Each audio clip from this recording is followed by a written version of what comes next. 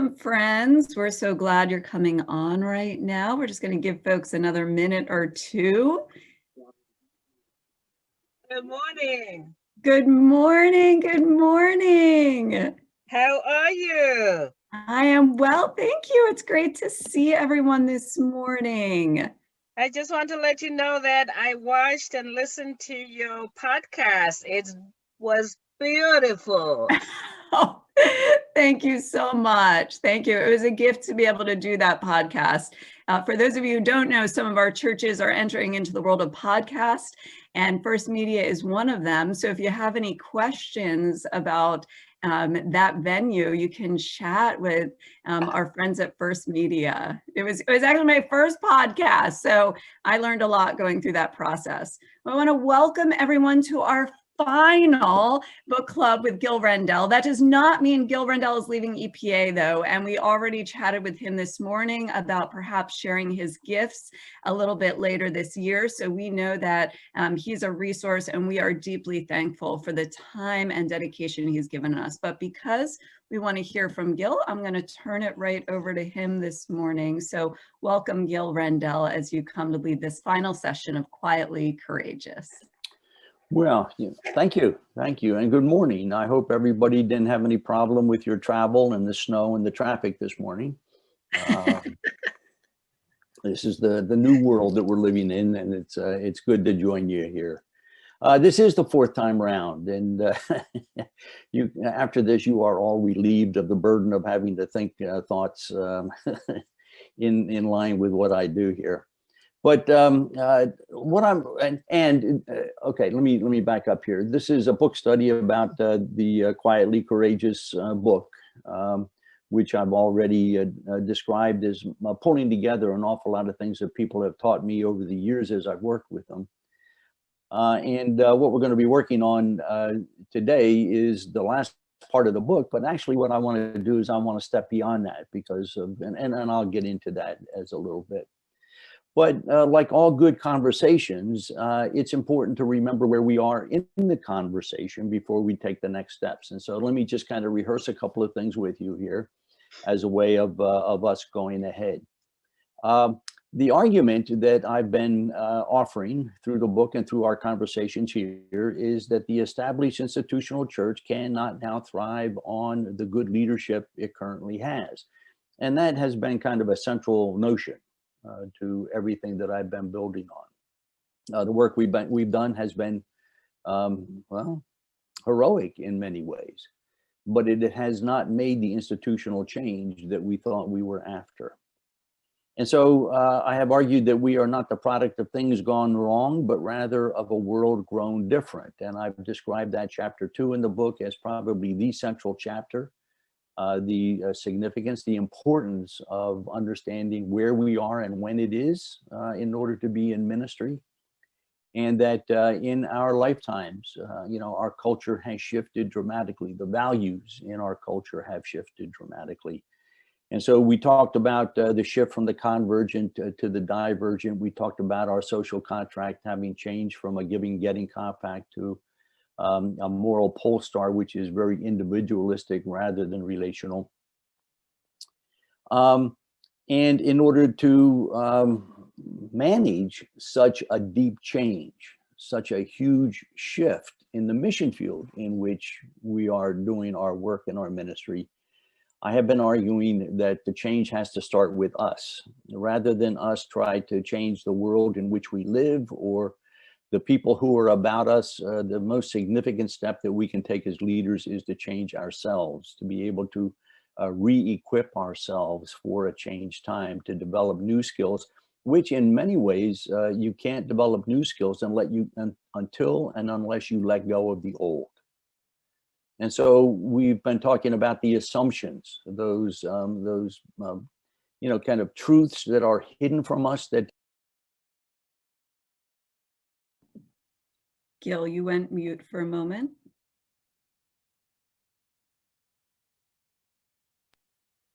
Well, okay. I've got 2 kids. They're married and 6 grandkids, and the majority says that I sound better when I'm muted. Okay, thanks for pointing that out. All right, so I've been arguing that, leaders have to first change themselves. If we're going to live into this new mission field, we really have to change ourselves. And that means engaging our assumptions and testing our assumptions and even being aware of our assumptions. It matters how we understand change. Because if we end up being problem solvers at a time and in a world in which little of what we face is a problem, we can exhaust ourselves, making no difference at all. And so we need to test those basic things. And so, and we talked about the assumptions, we talked about the temptations, the things that we continue to do, not because they work, but because we get rewarded for them. And until we begin to bring some of these things to the surface, we ourselves will not be free to be able to make the shifts necessary in our own leadership. Biblically, I've always couched this kind of change in terms of a wilderness. When you move into a wilderness, you have to learn a new way of living. And that new way of living is being an explorer without knowing where you're going and having to depend upon, the manna that will be provided when you can't figure it out yourself. And so it's a completely different way of going. And so that's been my argument all along. So today, we come up to this last section of Quietly Courageous, and that is, where do we start? Now, the key is here that if anybody ever writes a book, and the book is trying to both diagnose, describe, and offer some alternatives to the present situation, all of that work is done in the present tense. And so whenever you're doing that work in the present tense, it prompts the question of, so what? Well, so what is our thoughts in the future tense? Well, as soon as you shift from the present tense to the future tense, you're on shaky ground. Who can predict what's going to be out there? And so, what I find when I do this in my own writing, I go from stuff that is very specific to stuff that is very general. When I'm talking about the present, what I've learned in the past and what is the present, that stuff I've kind of worked on. It's pretty clear to me. But then when you project out into the future, suddenly it's like, okay, how specific, how precise can we get? And so what you find here is in the book, a shift. And the shift goes into two things, talking about looking into the future. If we're going to talk about leadership, let's talk about issues of substance, and let's talk about issues of style. Now, here right away, these are not specifics. But when I talk about substance, I'm talking about starting a new narrative, a new story for people to live in. One of the axioms of leadership that I've always loved is that it is the duty of the leader to give the people a better story to live. And that's part of what we do in the church. That's one of the tasks of preaching. Quite frankly, that's one of the things that happened to us on Inauguration Day. That the language and the narrative shifted. And we'll talk more about that as we get into it this morning as we go along. But part of the substance of when we look into the future is that we have to give people a better narrative to live out than the one we've currently been living. I talk about the power of proximate purpose. If you don't know the long haul, do you know the next steps, the proximate steps? And spiritual leadership of being able to work within mystery. All of that is, again, very general, but it is the area in which we do our work. And so we have to rethink that. Then I talk about style. If substance is the what, style is the how. The role of conversation, Dawn and I were just talking about that. Conversation is actually the currency of change, which is the way that Margaret Wheatley talks about that. You do not change people by persuading them.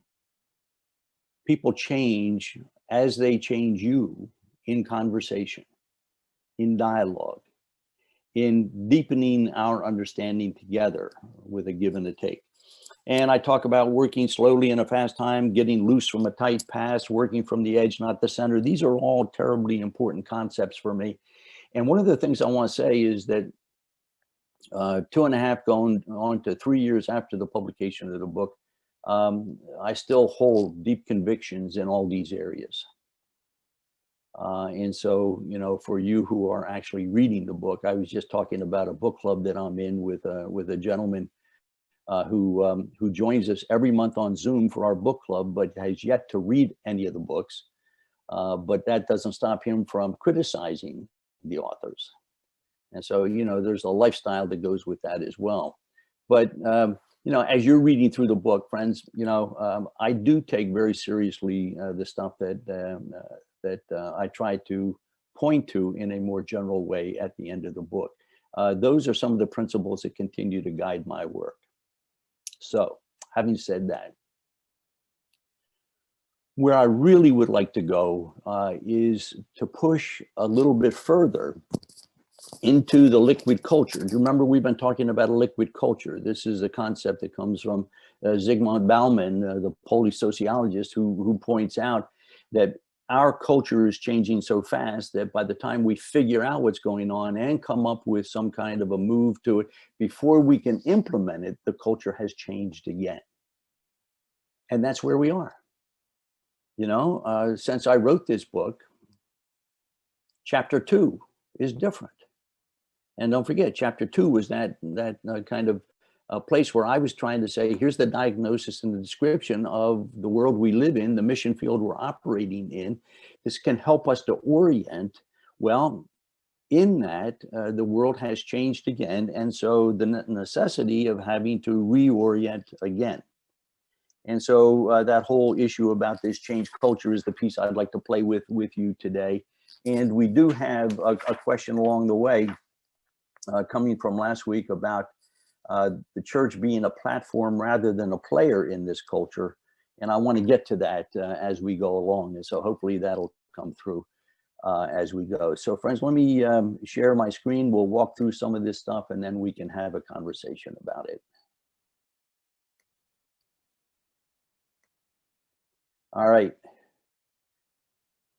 Hopefully this all looks familiar and sounds familiar from the past couple of weeks. All right, where I want to start is a conversation about how do we now understand the world that we live in. And so there are at least 3 major things that have happened since the book came out. The pandemic and COVID-19, global populism, and resurgent white racism. And the reason I'm starting here is that if we were going to talk about game changers in the culture over the past 3 or 4 years, this is it for me. There's other things that we can add to this list, no question about it. But the pandemic has changed most of the ways in which we think about work, about relationships, about family, about community, about communication. And there's no reason to think that when the pandemic is over and everybody has their vaccination, that we're going to go back to a time that preceded this. This has changed us deeply enough and significantly enough that we will use this as the next starting point in terms of where we go from here. Global populism has a deep effect as well. And don't miss the fact that these first 2 are global. They are not US, they are not Pennsylvania, they are not Eastern Pennsylvania. This is global shift. And populism is really the politics of anger. It is the politics of a people who feel that they have been left out and have been, you know, kind of dismissed and ignored. And they have looked around for a singular leader that can somehow rectify, you know, the wrongs that they feel that they have been suffering. And when we talk about global populism, it's important for us in the United States to realize that what we have been going through in the last 4 or 5 years around issues of populism has also been happening in Argentina and in Chile and in France and in Poland. There are, and Myanmar is now currently going through some of this as well. We have to be very careful not to personalize this or politicize it as if it's an American experience.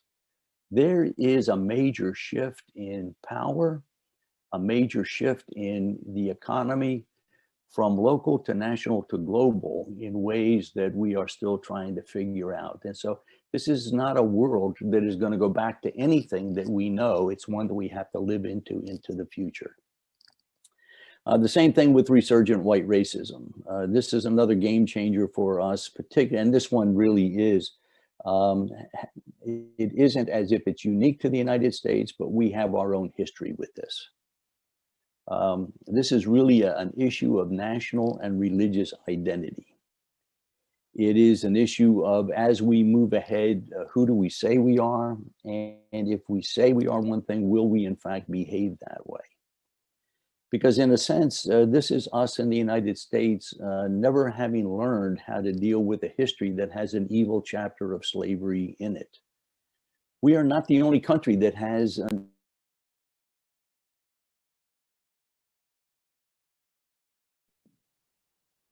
Gil, you muted again.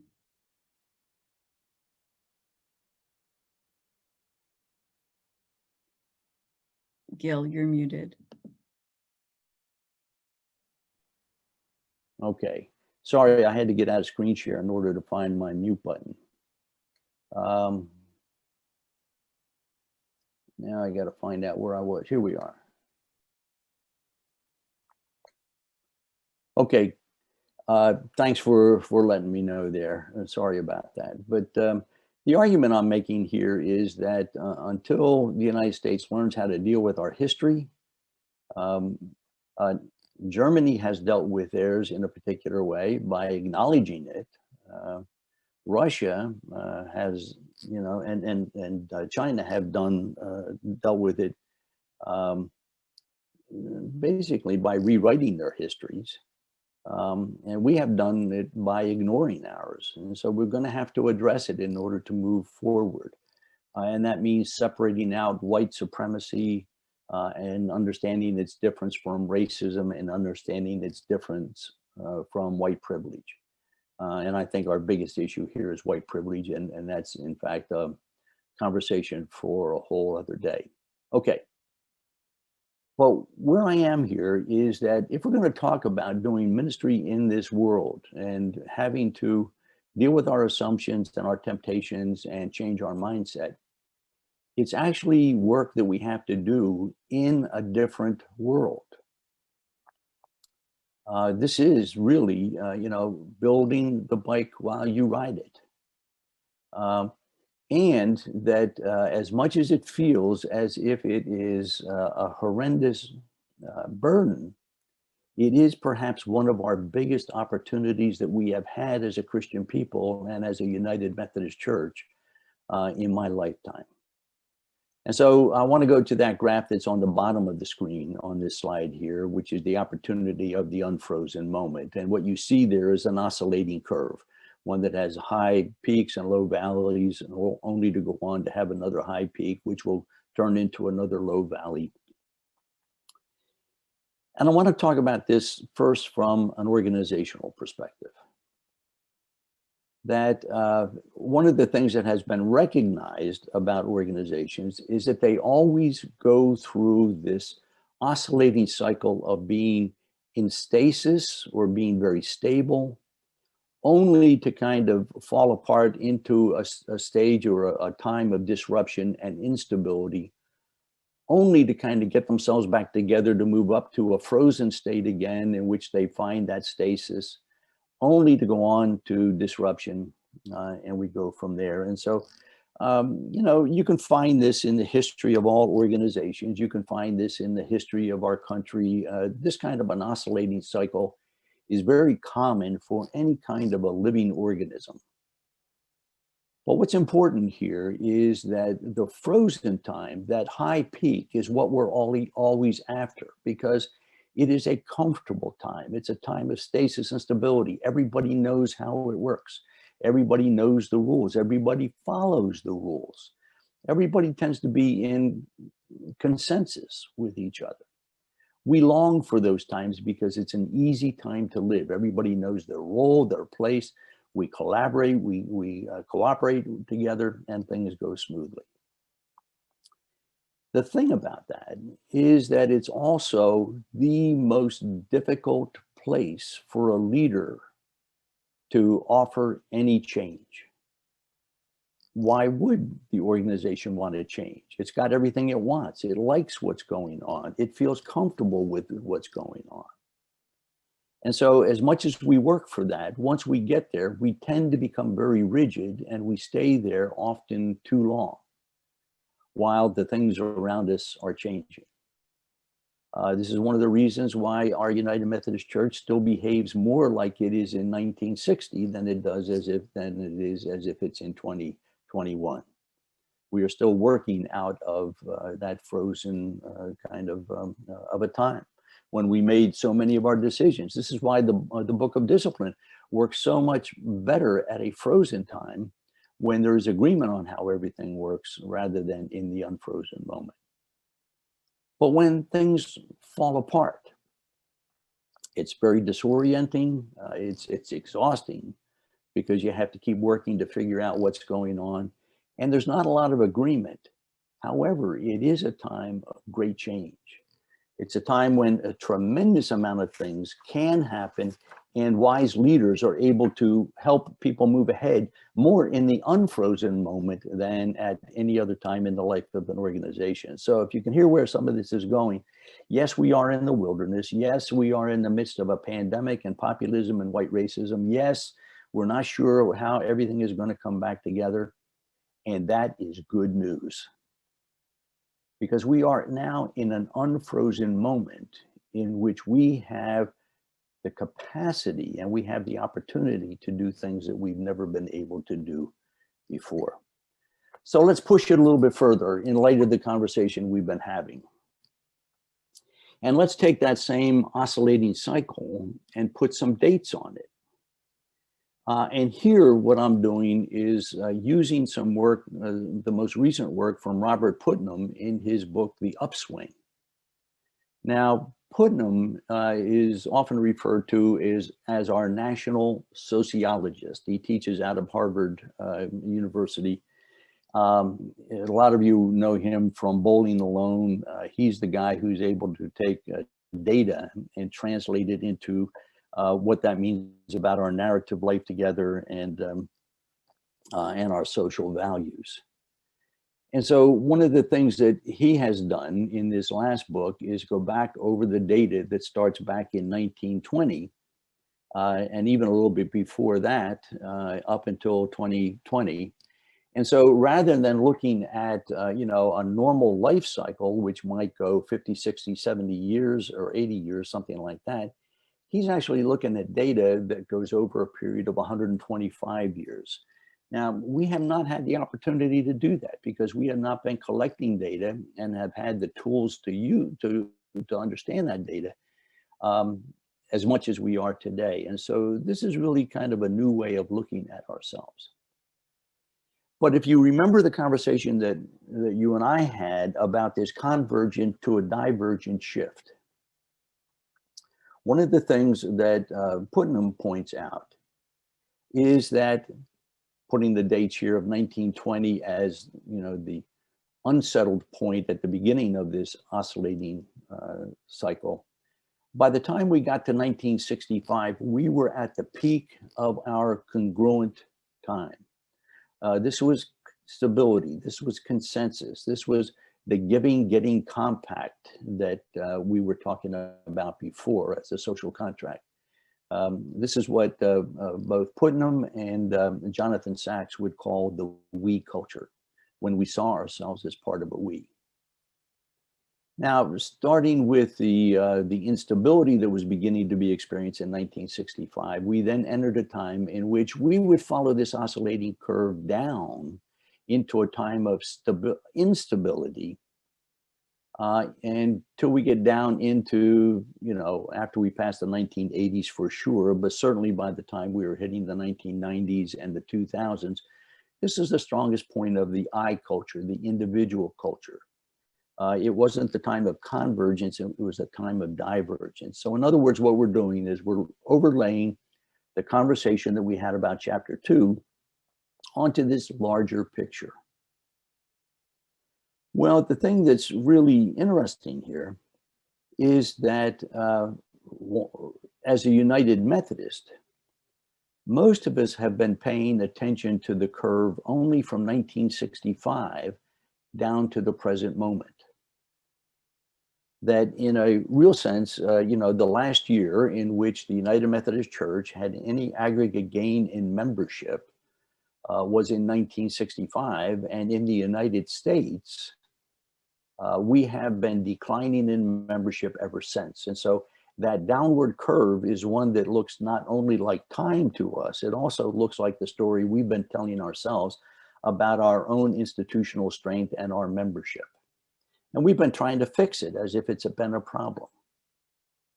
But here, if we see that period of time more in a larger cycle, we begin to understand that, yeah, we have lost a lot of strength and a lot of presence. Our voice is not as clearly recognized in the culture as ever before, but it is part of a much larger story.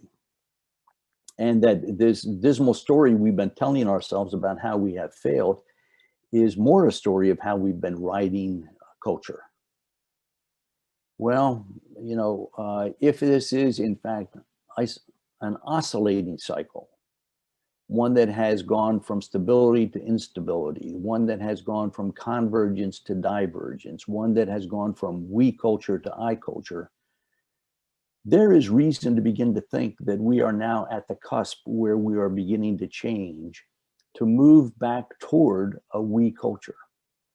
In fact, this is the argument that Putnam is offering. And so if any of you who enjoy this kind of reading, I highly recommend his book, The Upswing. It gives you the necessary background information of why this may be.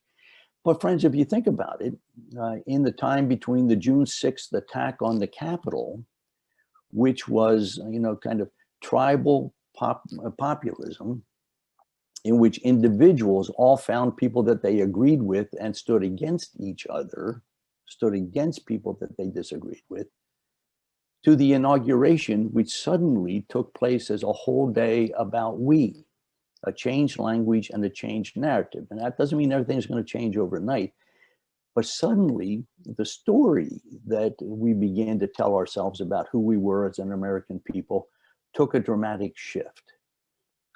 This is not unlike what happens in cultural swings, that there are moments that mark the turn. And we may well have been a part of that. And so the part I want to explore is the missing, mediating, or the middle space in our culture where the shift back to we begins. And from my perspective, this has a huge impact on the role and the importance of congregations. And that's why we're going to go there. So I want to start first with this thing about institutions living in mediating space. Mediating space, if you take a look there, you'll see the Anglo-American model of democracy. The way we have historically talked about ourselves in America is in this three-level place. The state is the largest group of us, and the individual is the smallest grouping of us. And so our laws often draw, the boundaries in terms of what belongs to the individual in his or her space and the responsibilities that go to the state. But in our Anglo-American model of democracy, there is this middle space, this mediating space, it's often called, which is civil society. That is the part of us that exists and lives in between the individual and the state. It's often referred to as the common good. And friends, I got to tell you, in our shift from we to I, we have left out our conversation about the common good. That is, in fact, one of the things that has been most missing. And so this missing middle, it has to do with a wealth gap and the demise and the increasing absence of a middle class. It has to do with the fact that we shifted toward personal and vested interest rather than talk about a common good.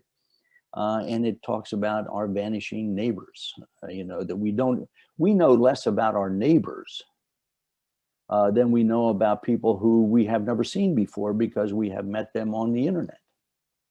And so how does that kind of a thing happen? So this missing space is the part that we want to focus on, and the fact that morality lives in that middle space. And so I want to talk about the moral middle. And here we're going to go to Lord John Fletcher Moulton. He was an English jurist of the 1800s that not many people would know about. I know about him because of some work that John Silber did. Silber was a president of Boston University when I was in seminary, and whose writings I have followed pretty consistently without often agreeing with them. But John Silber just has a way of making sense. And one of the things that Silber pulls up from Lord Moulton is the fact that we can think of our life in terms of law, and law is that part of our life and our behavior that we do because it is required of us. And if we don't do it, there are sanctions against us. And so the law is that part of our life that we live the way we do because it is required of us from the outside. Now, that is the level of the state. There is also that part of our lives that we do and we live because we have free choice about it. We can choose how we want to live, and the choice of how we do it is ours alone. There is no law that can tell us that we must do this or that. It is the area of our lives which is free choice. And what Lord Moulton pointed out is that in between law and free choice is this third area, which he called the area of manners. And manners he defined as obedience to the unenforceable. Manners are those behaviors that we practice not because there is a law that requires it of us or that will sanction us if we don't, and not because we have the freedom to choose otherwise. It is that which we do to be obedient to that which is unenforceable. It is the right that we do because it is right to do, and we recognize it. And this is the mediating space, that part of our lives that is civil society, our agreements of how to be with one another. And so I think you can see in what we discussed so far that, that social contract, the giving-getting compact, belongs more to the arena of manners and certainly to of law, when the moral pole star that we're currently living under is one that people choose because they believe it is simply one of free choice. So part of what is beginning to happen to us in our culture today is our nation is trying to recapture manners.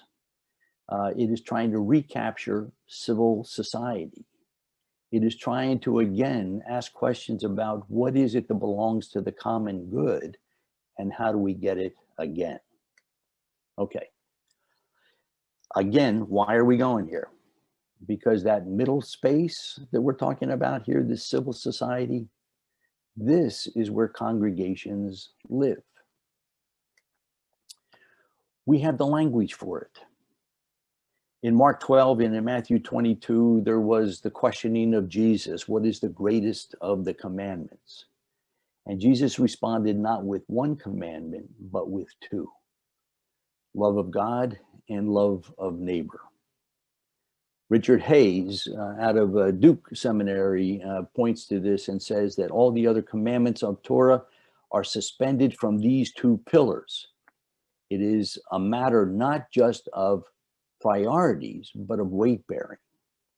And at that point where Jesus says, under these two laws fall all of the laws and the prophets, that this is central. This is the way we have to learn to live together. What Walter Brueggemann would talk about is that, Israel has to always decide once and again, how will we now live with God And how will we now live with our neighbors, with one another?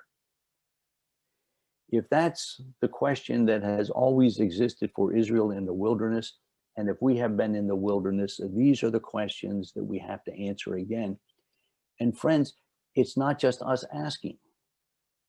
This is the American people asking. How are we now to be with one another, given what we've gone through? And all I want to point out right here at this stage in our conversation is we have the language for it. We know how to talk about this.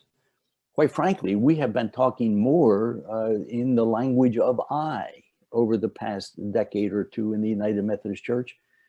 We have been focusing very, very pointedly on discipleship. And that's appropriate because that is love of God. How am I to be with God?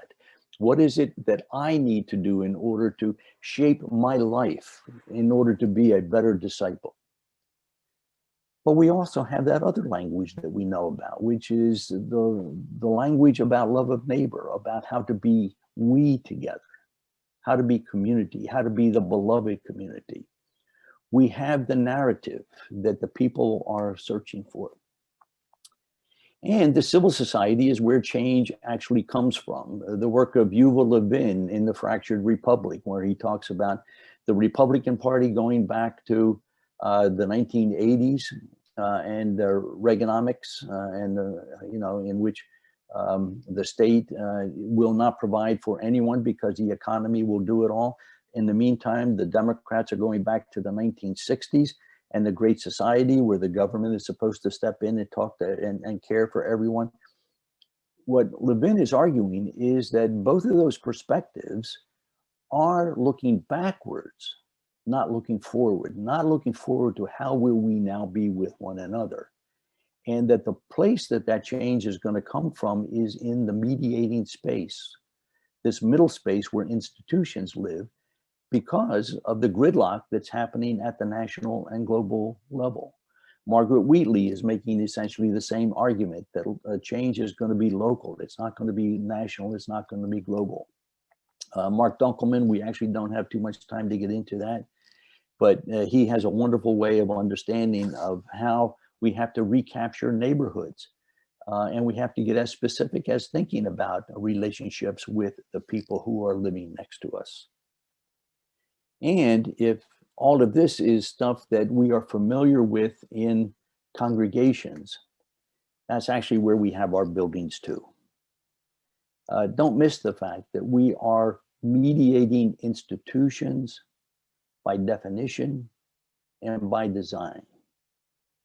And that we are now already living in the space that our culture is looking to help make sense out of what we have been through.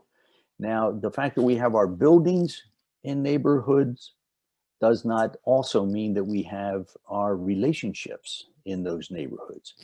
A lot of us are still in congregations where people drive to the building from multiple places, and the boundary between the congregation and the neighborhood is still rigid. It is not porous at all. And so there's a lot of things that we have to think and rethink about as well.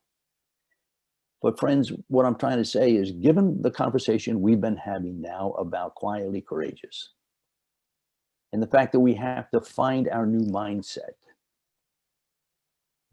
while we're doing that, we need to have a deep sense of the opportunity and the missional call that is a part of this. This is no longer us asking, can our institutions survive in this culture? There is now space for us to be who we truly are in this culture and to have a new voice. And so, where I'm going with this is that opportunities require different questions.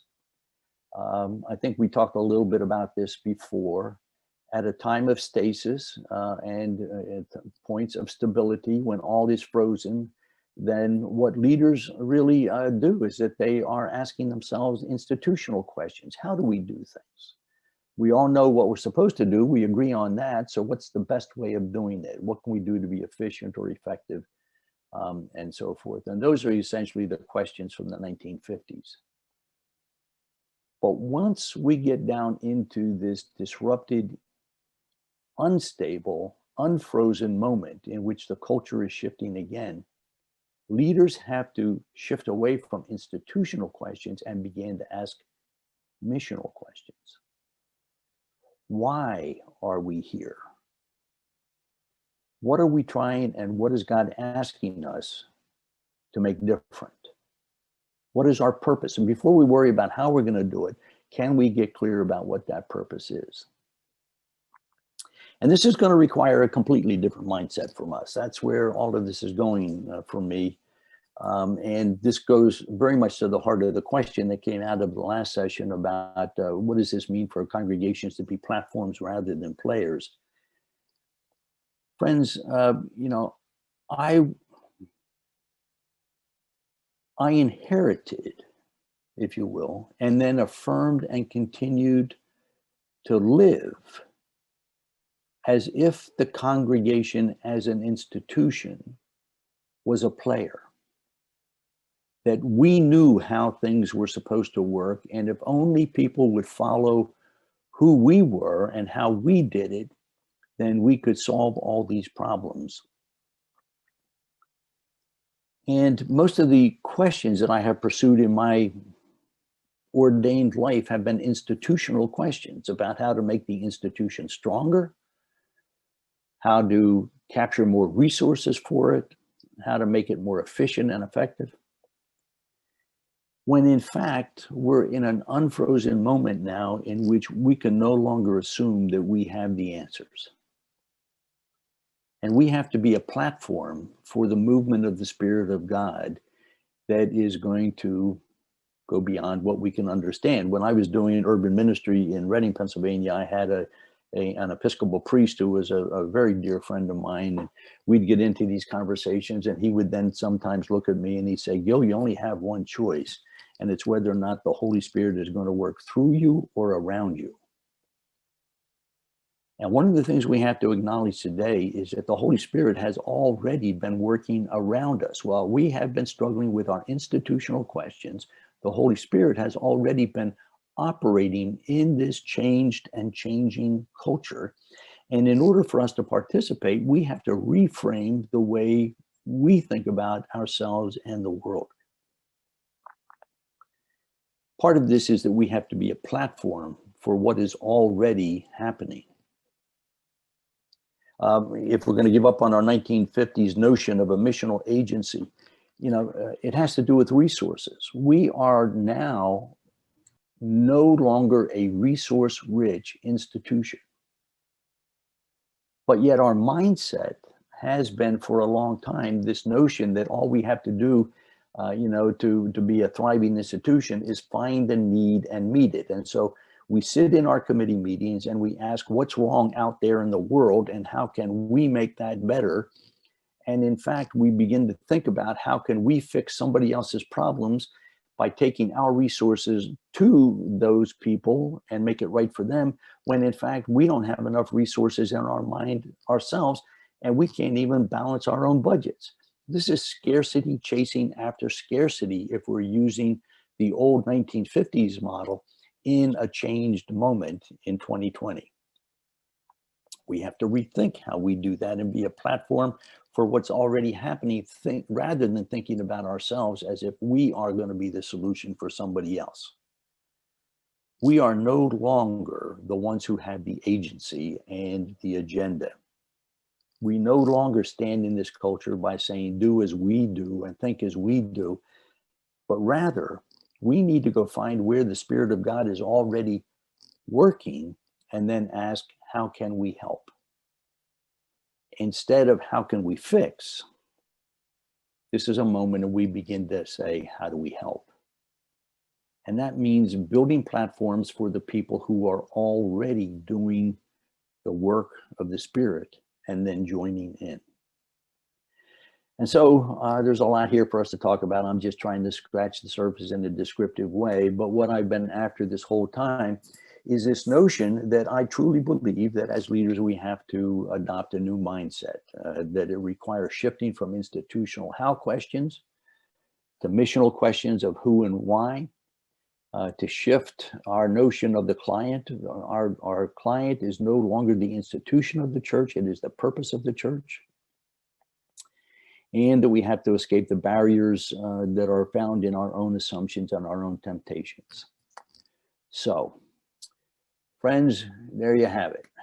That's kind of where I am and what I've been working on and what I've been thinking. And let me just open it up for conversation. We have about 15 minutes, and where would you like to take this? You can just unmute and share your questions or comments.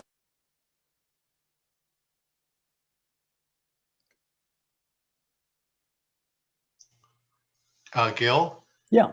One of the resources you have said that we do have are our buildings. Right. I have 35,000 square feet, a congregation of about 150 on a Sunday, about, 8 children's classrooms, 5 adult classrooms, and maybe 3 or 4 of those on a given Sunday are used when we're not COVID. So we're resource poor, I'm hearing, but building wise, we're resource rich. Yeah. Dave, I might want you to think about yourself as being over-resourced. You've got too much. You have the inheritance from, the 1950s, 1960s, 1970s, and so forth, in which that was the way in which the culture, developed its infrastructure for doing spiritual work. One of the dilemmas now that we have is that we have any number of congregations that are burdened by their buildings rather than use them as resources for the good. And so it's a real struggle. So the problem for me is that those buildings quite often become the presenting problem that your lay leaders want to deal with. How are we going to care for them? How are we going to protect them? How are we going to repair them? A lot of our churches not only have too many resources, they have depleted resources. They have buildings that aren't serviceable. And so this is a tough thing to get away from or to get out from under. A number of our congregations are finding ways to open their buildings to the communities, to make them a platform for what the community is already trying to do. Now, I'm not really looking at this as a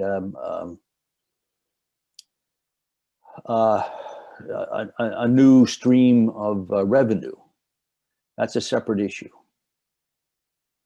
But the reality is that we have an awful lot of dead space, that people do not recognize and do not use. I have a favorite story of a colleague of mine who was a consultant, and he was working with a massively large congregation in Manhattan. It was this huge stone edifice. It was just mammoth. It took up half of the city block. And the concern of the lay leaders was, people, they walk by this church all the time, but they never come in. Why is that? And so this consultant was trying to make the point, well, maybe they're not making their presence known in the community. So what he did is he stood outside the building for a while where there was a bus stop. And the bus stop was immediately outside the building on the corner. And he simply asked one question to people who came and waited for the bus. He just said to the people, excuse me, can you point me to the nearest church? Well, the nearest church was right behind them. And person after person said, well, if you take the bus down here, if you go 3 blocks that way, or if you do that and everything else like that. Well, I mean, it just makes that point. A lot of us are in buildings that are actually invisible to the community in which we live. And that's because we've broken relationships with the neighborhood. We've allowed people to move out, but we've kept our boundaries rigid, not porous. We've not invited people in. And worse yet, we've not gone out. We've not gone out to participate in the community, in the neighborhood. we're having a conversation in my own church at this point, and every time that our leaders want to talk about community, I interrupt and I say I prefer if we talked about neighborhood, because community is a generalized concept.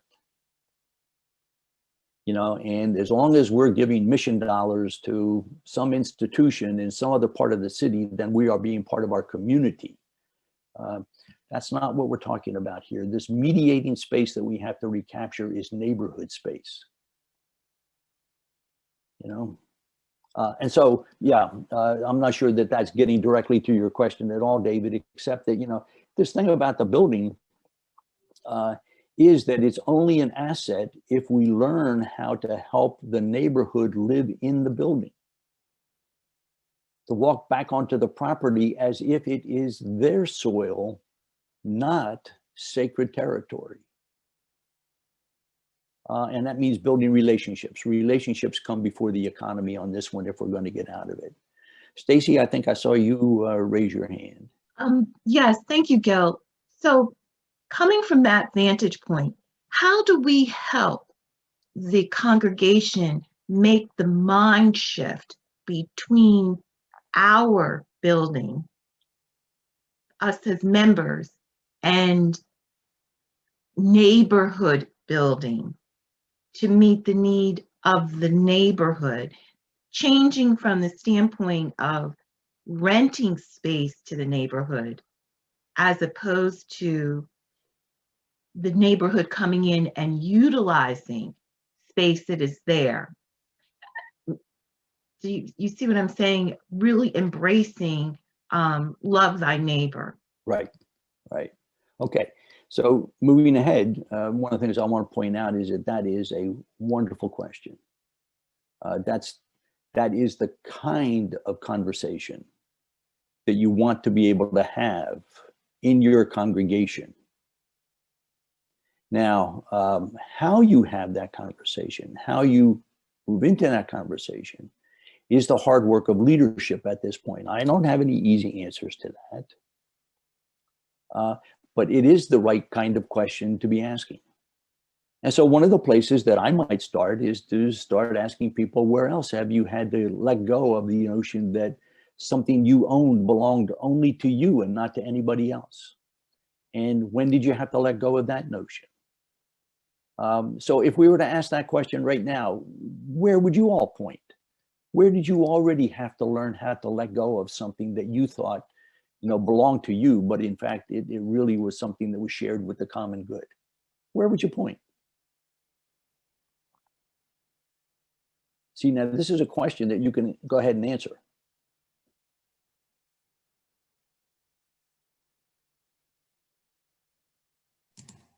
Yeah, Deborah. I think I'm beginning to understand what you're saying. My husband and I are part of a mission group that works out of a small town up here in the Pocono Mountains in Weisport. And early on, I had to let go of the idea that I was going to have to do everything and bring in the people that actually live in that community and let them do the things that they knew the community needed. Mm-hmm. And that was a big let go, because when you're used to kind of leading and doing and, thinking you need to do all that. And it turned out well. I did a lot of praying about it, but letting go of things that you think you have to handle and realize that there's lots of people that want to do things and you just have to tell them like what you need. Mm-hmm. Good. Where else would you point, friends?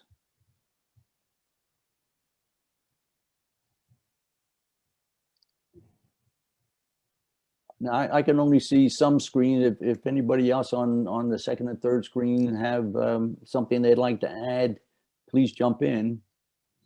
I think part of it might be a matter of doing some community mapping to just be aware of what both the needs are in the neighborhood and what the assets are, which goes back to what Deborah was just saying about knowing that there are other people out there and visions and energy for things. And if we can give them permission to own those projects, Yes. and Yes. permission to own the space and the building of the church as theirs, as part of the community, not necessarily congregation members, I think then we can start to ask those more missional questions as opposed to the institutional ones. And we can allow then the institution to be a resource for ministry. And that can begin to shape our congregation, shape us as leaders, I think, and shape our interaction with our neighborhood. So part of that giving up is realizing that we're not the only ones that are part of this. You know, that's a bigger conversation, if that makes sense. You bet. You bet. It Which makes probably very brings much us sense. back to being into the we. It's not, you know, like you said, we're going in to another we section, but that we section is going to look a whole lot different than the we section that we came out of between 1950 and 1965. Right, Elaine right. has Well, and Alicia, one of the things that's really helpful there is that, you know, to realize that as leaders, how important language is, because, you know, congregations quite often use the we, almost, you know, almost in the sense of the royal we, you know, which is what the Queen uses when she means I. And so a lot of our congregations use the royal we. You know, they talk about us, but what they really mean is just the people who are in the room right now, not everybody else. We have to help them with their language and to redefine, you know, language so that we begins to mean common good and who it goes for and what they have to let go of. Letting go. I'm trying. Let me. I got to tell this one story because it just is really kind of on top of it in terms of letting go. And I'm trying to think about who the guy was, really well-known fellow who I'm blanking on because I'm a man of my age, but he was working with a congregation one time and they were talking about the worship wars that were going on and the fighting that they were having over the music and stuff like that. And he had maybe about 60 or 70 people in the meeting with him. And he asked, how many of you have grandchildren? And all these people raised their hand. And then he said, well, how many of you love your grandchildren? Oh, not did they raise their hand, but they began to wave it and everything like that. And then he asked a question, well, with those grandchildren that you have and that you love, how many of you would be willing to sacrifice for the sake of those grandchildren? I mean, really sacrifice, even give your life for them. And people just, of course, yes, I would. And he said, well, then how many of you would be willing to change the music that you use in worship for your grandchildren? And the hands wouldn't go up.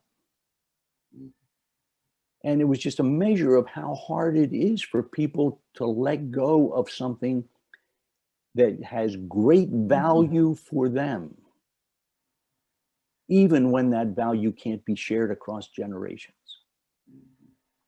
Gil? Yeah, Richard. Gil, I want to say thank you for all that you've shared with us. And I want to ask an irreverent question, which if you don't want to answer, I understand. You still Okay, next question. You have commitments to the denomination too. So, but one of the gifts of being retired, even though you're still serving two churches, is that you can ask irreverent questions and there's not as many consequences. But I was thinking several times throughout your presentation in the book about what your thoughts are about statistical reports, and the meaningful purpose that they bring for our ministry together. But I would share, however, that one of the things that I have found great joy in, especially these last 4 or 5 years, is frankly, when I feel like as a church, we're giving ourselves away. We have, for a very small congregation, 25 is a good worship attendance for us.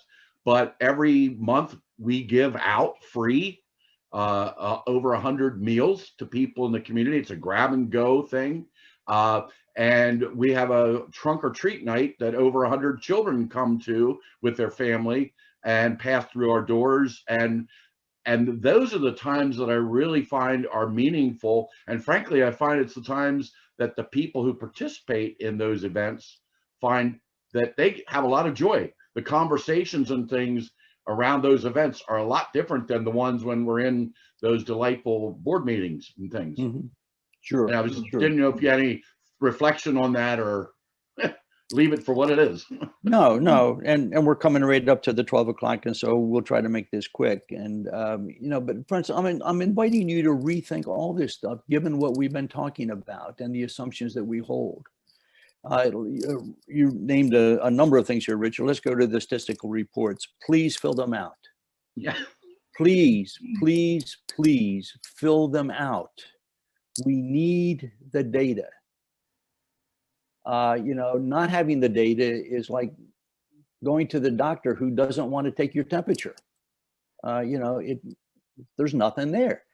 I don't have any argument with collecting the data. What I have an argument is as a denomination, as in all other religious denominations I've worked with, we collect it, but we don't use it. We don't try to understand it. The second part of that is that data is not the appropriate way to measure the vitality or the mission of your congregation. I have a whole book called Doing the Math of Ministry, which is all about that, because that was a major project that we took on with the Texas Methodist Foundation.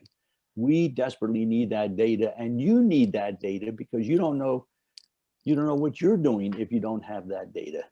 But that is not the measure of your ministry.